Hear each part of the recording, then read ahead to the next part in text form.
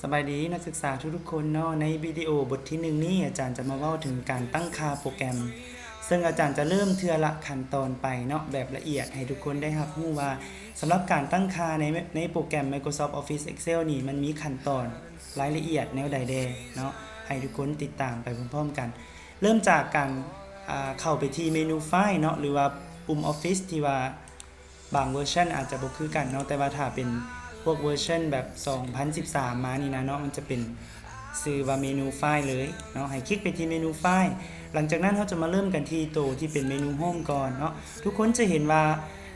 อยู่ในเมนูโฮมนี่เนาะเราสามารถที่จะเห็นรายการประวัติที่เขาเคยเปิดไฟล์นั้นๆเนาะขึ้นมานี่อยู่ในนี่ขึ้นมาให้เขาเป็นแบบคล้ายๆเป็นช็อตคัทในการเข้าใช้งานไฟล์ของเขาได้ไวขึ้นเนาะหรืออาจจะเบิ่งที่ตัวที่เขาปิ้นไว้เนาะปิ้นหมายถึงแบบบางทีเขาใช้งานประจำสินะเขาบ่อยากเข้าไปตามสเต็ปไปตามขั้นตอนของมันเนาะเขาสามารถที่จะปิ้นไฟล์นั้นปักหมุดไว้นี่เลยเนาะแต่ ในส่วนนี้อาจารย์บ่อยากให้เอาใจใส่เพราะเท่าใดเนาะแต่ว่าอาจารย์อยากให้สังเกตเบิ่งเนาะว่าอยู่ในตัวเมนูโฮมนี่มันจะมีเทมเพลตเนาะให้เขาได้เลือกยกตัวอย่างว่าเขาจะเฮ็ดไฟล์เกี่ยวกับหยังนะมันจะมีเทมเพลตให้ได้เลือกอยู่นี่เนาะโดยเฉพาะเมนเฮาคอนเน็กหรือว่าเชื่อมต่ออินเทอร์เน็ตนะมันจะมีเทมเพลตแบบออนไลน์ที่หลากหลายเนาะปรากฏขึ้นมาให้เขาได้ทำการเลือกใช้งานเพื่อให้มันสอดคล้องกับเวียกเนาะที่เขากำลังดำเนินอยู่หันตัวอย่างว่าเขาสรุปเวียกสินะจะมีตัวฟอร์มที่เป็น daily work schedule ขึ้นมาให้เนาะหรือว่าเขาเฮ็ดเวียกเกี่ยวกับinventory สินะมันจะมีตัว home inventory ขึ้นมาให้เป็น format อาจจะมีสูตรอาจจะมีแบบตารางมีอย่างมาครบเรียบร้อยโดยที่เขาบ่ต้องไปเริ่มสร้างจากศูนย์สินะเนาะอันนี้อยากให้ทุกคนลองเข้าไปศึกษาเบิ่งว่าอยู่ในนี่มันมีเทมเพลตแบบใดแดเขาสามารถค้นหาเทมเพลตที่เขาต้องการได้บ่สำหรับธุรกิจเด้มันมีเทมเพลตอย่างแด personal เด้นั่นนี่เด้เนาะเขาสามารถที่จะเลือกแล้วก็ตรวจสอบเบิ่งได้เนาะในส่วนนี้ต่อไปจะเป็นเมนู Open เนาะ Open ก็จะแสดงบรรดาไฟล์ต่างๆเนาะที่เราเคยเปิดคล้ายๆกับตัวอยู่ในโฮมที่แหละต่างแต่ว่ามันจะแสดงได้หลายตัวเนาะอันนี้มันอาจารย์ได้ตั้งค่าไว้ว่าให้มันแสดง50ไฟล์เนาะรวมไปถึงมันจะบอกที่อยู่บนจัดเก็บเนาะโฟลเดอร์ว่ามีโฟลเดอร์ใดๆเก็บไฟล์อย่างใดเนาะอันนี้มันเหมาะสำหรับผู้มักลืมมาแล้วเนาะว่าเฮาเก็บไฟล์อยู่ใส่เฮาบ่จื้อสินะสามารถที่จะเข้ามาเบิ่งนี่ได้เนาะว่าไฟล์ต่างๆเหล่านั้นน่ะมันถูกจัดเก็บอยู่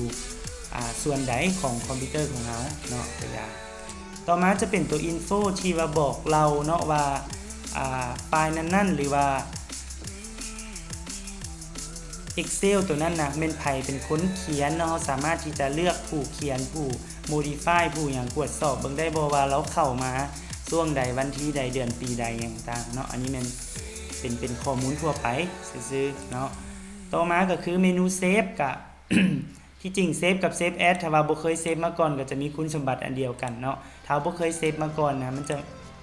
จะเข้าเป็นลักษณะของเซฟแอดก็คือเลือกบนจัดเก็บเนาะว่าเขาจะจัดเก็บอยู่ส่วนใดไฟล์ใดโฟลเดอร์อยู่โฟลเดอร์ใดเนาะตำแหน่งใดประมาณนี้เซฟแอดก็เช่นเดียวกันต่อมาในส่วนของเมนู print เนาะก็จะเป็นการตั้งค่าการพิมพ์ซึ่งอันนี้หลายคนก็คือสิฮู้แล้วแหละว่าเลือก printer จังใดสมมุติว่าเลือกพื้นที่ของการพิมพ์ได้เอาแบบตัวที่มัน active อยู่บ่หรือว่าตัวที่เฮากำลังเลือกอยู่หรือว่าทั้งเบิดเลยเนาะ active sheet ก็หมายถึงชีทที่เฮากำลังเฮ็ดเวียกอยู่นี่แหละเนาะ print entry ก็คือทั้งเบิดเลยของชีทที่มีอยู่เนาะของ workbook ทั้งเบิดเลยว่าง่ายๆหรือว่า selection ก็คือเฉพาะส่วนที่เฮาเลือกสินะเนาะแล้วก็มีการกำหนดอีกว่าสมมุติว่าเฮาพิมพ์ active sheet อยู่แต่ว่ามันมีหลายหน้าสินะเฮาก็สามารถที่จะเลือกจำนวนหน้าของการพิมพ์ได้เนาะเลือกว่าจะปิ้นล้วงใดเลือกว่าจะใส่เจี้ยขนาดใดสินะคล้ายๆกับอยู่ใน Microsoft Excel แหละเนาะต่อมาเป็นเมนูแชร์ในนี้เราสามารถแชร์หรือว่าส่งผ่านอีเมลไปได้เลยเนาะก็เลือกอีเมลส่วนหลายจะต่อกับ Outlook นั่นแหละเนาะแล้วก็ Export ก็สามารถที่จะสั่งไฟล์นี้ให้เป็น PDF เนาะเลือกรูปแบบของไฟล์ได้ว่าจะเอาไฟล์แบบใดเป็น Workbook ทั่วไปบ่เลือกไฟล์แบบใดอันนี้เป็นขั้นตอนของการ Export เนาะแล้วก็ Publish ก็คล้ายๆกันเนาะจะ Publish ไปยังPower BI บอกเพื่อเฮ็ดเป็น Report อีกบัดหนึ่งบอกอย่างต่างกันสามารถที่จะเลือกได้เนาะเมนู Close ก็สำหรับการปิดแต่ส่วนสำคัญที่อาจารย์อยากเน้นย้ำในบทเรียนนี้เนาะจะเป็นเมนูอยู่ในส่วนของ Option พิ ในส่วนของ Option นี่จะมีการตั้งค่า Excel คล้ายๆกันกับอยู่ใน Microsoft Office Word เลยเนาะในส่วนของ General ก็จะเป็นการตั้งค่าฟอนต์ว่าเวลาเปิดไฟล์ขึ้นมาทำอิฐนี่สิฟอนต์เป็นชื่อหยังขนาดใดเนาะมีจากชีทจำนวนชีทนะมีจากชีทเนาะก็แม่นเฮาสามารถตั้งค่าในนี้ได้รวมไปถึงทีมเนาะว่าอยากให้มันทีมมันเป็นสีใด colorful บ่ dark scale บ่ white บ่อันนี้ขึ้นกับเฮาเลือกเนาะมีการโชว์แท็บเมนูย่อยบ่สินะถ้าบ่อยากโชว์ก็ปิดออกได้อันนี้เนาะ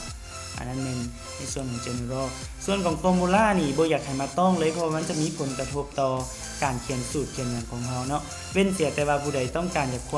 ากได้ความแปลกใหม่นะกรณีที่สูตรมันเออร์เลอร์นะเฮาอยากมันเป็นสีอย่างอยู่แจ่เบื้องซ้ายของเซลล์นะเฮาสามารถเลือกสีใหม่ได้เนาะอันอื่นๆก็บ่อยากให้มาแก้ไขเลยในส่วนของ formula จังได๋สิงงกันไปอีกเนาะproofing จะเป็นการตั้งค่าในลักษณะของไวยากรณ์หรือว่า grammar เป็นส่วนหลายเนาะอันนี้คือกันบ่อยากให้มาแก้ไขมาต้องอย่างเลยเนาะในส่วนของ save อันนี้ save ก็จะเป็นการตั้งค่าในลักษณะของการบันทึกแบบอัตโนมัติเนาะว่าเขาจะให้ไฟล์นี่นะบันทึกอัตโนมัติทุกๆจากนาทีซึ่งก็ต้องได้คำนึงอีกบัดหนึ่งเนาะในการบันทึกอัตโนมัติของมันเพราะว่าถ้ามันบันทึกไปแล้วเขาบ่สามารถกดปุ่ม undo คืนได้สินะเนาะเพราะฉะนั้นต้องให้ในใจก่อนว่าเขาอยากบันทึกทุกๆจากนาทีกันแท้เนาะก็เบิ่งตามความเหมาะสมตัวนี้เนาะต่อมาในส่วนของ language ก็จะเป็นการว่าเพิ่มเมนูเนาะเข้ามาอยู่ในโปรแกรมนี้บางคนอาจจะบอกว่าคือเห็นเพื่อนบ้านกับเจ้ามีเมนูภาษาไทยนั่นนี่อย่างต่างสินะเนาะอันนั้นเป็นการแอดหรือว่าการมีของภาษาไทยของเจ้าเนาะก็คือการมันจะขึ้นมาแสดงอยู่นี่เป็นลักษณะของ prefer เนาะถ้าว่ามันขึ้นเป็น prefer แบบนี้นะเมนูเรานี่ก็จะปรากฏเป็นภาษาอังกฤษถ้าว่าภาษาลาวเฮาเนาะถ้าว่ามันมีเฮาก็สามารถแอดปลั๊กอินเข้ามาได้ภาษาไทยคือกันถ้าว่าอยากเฮ็ดเป็นเมนูภาษาไทยให้เนาะก็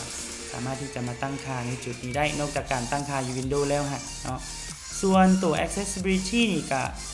บ่ได้มีอย่างหลายเนาะบ่ได้ตั้งค่าอย่างเด้อตัวนี้เนาะแต่เฮาจะมาเน้นตัว advanced ที่เป็นหลักเวลาเฮากด enter อยากให้มันดาวบ่อยากมันลงลุ่มไปขวาไปซ้ายบ่ขึ้นเทิงบ่มันมาตั้งค่าอยู่นี่เนาะแล้วก็ขั้นจุดไปเนาะเวลามันเป็นจุดไปนะอยากให้มันเป็นจ้ำหรือเป็นจุดแม่นสามารถที่จะมาตั้งค่าอยู่นี่ขั้นหัวหน่วยพันเป็นจ้ำบ่หรือเป็นจุดเนาะอันนี้เราสามารถมาตั้งค่าอยู่นี่นอกจากการไปตั้งค่าอยู่ Windows พุ่นนะเนาะสามารถมาปรับค่าอยู่นี่ได้ซึ่ง2ส่วนนี้มันก็สัมพันธ์กันเลยเนาะอยากเว้าอีกบัดนึงว่ามันสัมพันธ์กันกับการตั้งค่าอยู่ Windows ฮะเนาะก็อยากให้ทุกคนศึกษาและก็ลองปรับแก้ในส่วนนี้เบิ่งเนาะถ้าว่าอยากปรับให้มันเป็นแบบตามแจ้งการธนาคารนี่อย่างนะเนาะอื่นๆเนาะอื่นๆก็จะมีเรื่องของการนี่แหละโชว์ recent ไฟล์ที่เขาเคยเปิดนะจำนวนจากไฟล์เขาสามารถกำหนดนี้ได้เนาะสูงสุดก็50ไฟล์แล้วก็จำนวนของไฟล์ที่เขาปิ้นเนาะหมายถึงเขาปักหมุดไว้คือเมื่อกี้นี้อธิบายก่อนหน้านี้นะก็สามารถที่จะตั้งค่าอยู่จุดนี้ได้เนาะแล้วก็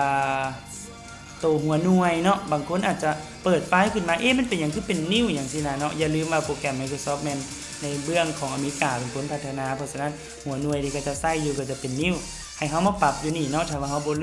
ลือกเป็นเซนติเมตรเพียงเท่านี้โปรแกรมทัวร์ทางเบิด Excel ของเฮานะบ่ว่าจะเปิดไฟล์ใดขึ้นมานะมันจะกลายเป็นหัวหน่วยที่เป็นเซนติเมตรให้เนาะส่วนอื่นๆก็จะบ่มีอีหยังหลายเนาะมีแต่ว่าเรื่องของการเป็นเส้นกริดตัวนี้นะแต่อย่างมันคือเป็นสีเทามันขึ้นกับการตั้งค่าอยู่นี่เนาะเท้าอยากได้สีอื่นเฮาก็เลือกสีอื่นอยู่นี่เส้นกริดที่ว่าขั้นแต่ละเซลล์ก็จะเป็นตามสีที่เฮาเลือกนี้เนาะอันนั้นเป็นการตั้งค่าในส่วนของ Advanced ขอแนะนำแบบนั้นเนาะส่วนอื่นๆแบบนี้Customize Ribbon เป็นการเพิ่มทางลัดของการเข้าใช้งานบรรดาเมนูหลักเนาะซึ่งเฮาสามารถที่จะติ๊กออกถ้าเฮาบ่อยากเอาเมนูใดหนึ่งแสดงอยู่ถึงนี่เนาะสมมุติว่าอาจารย์บ่อยากให้เมนู Insert แสดงอาจารย์ก็ติ๊กเมนู Insert ออกเวลากดโอเคไปเมนู Insert ก็จะหายไปเนาะแต่ว่าบ่ต้องตกใจว่ามันหายไปไสถ้าเฮาอยากเอาคืนมาเฮาก็มาติ๊กใส่เช็คบ็อกซ์ทั้งนี้ทั้งหน้านี่ซื่อๆเนาะแล้วก็กดโอเคไปอันนั้นเป็นส่วนของ Ribbon ต่อมาเมนู Quick Access Toolbar ก็จะเป็นการเพิ่มทางลัดของการเข้าใส่เมนูย่อยเนาะถ้าว่าเฮาอยากได้สมมุติว่าอาจารย์อยากได้ตัวprint เด้อตัว sum ซะเวลาเฮ็ดสูตรบวกลบคูณหารเวลาเฮ็ดสูตรบวกเนาะก็คลิกที่ sum แล้วก็กด add เข้าไป โอ้มันมีอยู่แล้วเนาะมันมีอยู่แล้วถ้ามันมีอยู่แล้วเฮาลบออกได้เนาะคลิกใส่มันแล้วก็กด remove สมมุติอาจารย์อยากแอดเข้าไปใหม่กดแอดเข้าไปเห็นบ่มันจะมีปรากฏเมนูซ้ำแล้วก็อื่นๆที่ว่าเฮาคลิกเข้ามานี่อยู่ด้านเทิงนี้เนาะอยู่ด้านเทิงของโปรแกรมนี้เขาเอิ้นว่าเป็นquick access toolbar ในส่วนนี้เนาะเพิ่มทางลัดหรือว่าส่องทางแบบไววาเนาะในการเข้าใช้งานบรรดาเมนูย่อยต่างๆเหล่านี้ได้ไวขึ้นบ่ต้องเข้าไปตามสเต็ปไปตามขั้นตอนประมาณนี้เนาะส่วนของแอดอินก็จะเป็นส่วนเสริมเนาะถ้าว่าผู้ใดต้องการอยากโหลดส่วนเสริมจากอินเทอร์เน็ตเข้ามาใช้สินะสามารถเข้ามาค้นหาหรือว่าซอกจากเมนูนี้ได้เนาะ Trust Center ก็จะเป็นตัวแสดงเอิ้นว่าสถานะของการใช้งานโปรแกรมของเฮาเนาะว่าโปรแกรมของเฮาเป็นแนวใดถูกแคร็กบ่ถูกแคร็กหรือว่ามีความปลอดภัยบ่มีความปลอดภัยเนาะสามารถที่จะมาเบิ่งในส่วนนี้ได้อันนี้แม่นบทที่1ในการตั้งค่าโปรแกรมทั่วไปอาจารย์ขออนุญาตแนะนำแบบนี้เนาะถ้ามีคำถามสามารถที่จะคอมเมนต์ถามอาจารย์ได้เนาะอย่าลืมกดไลค์กดแชร์เป็นกำลังใจให้อาจารย์ขอบใจทุกคนที่เข้ามาเบิ่งเนาะติดตาม EP ต่อไปสำหรับบทเรียน Microsoft Office Excel มื้อนี้อาจารย์ขอกล่าวคำว่าสบายดีขอบใจทุกคน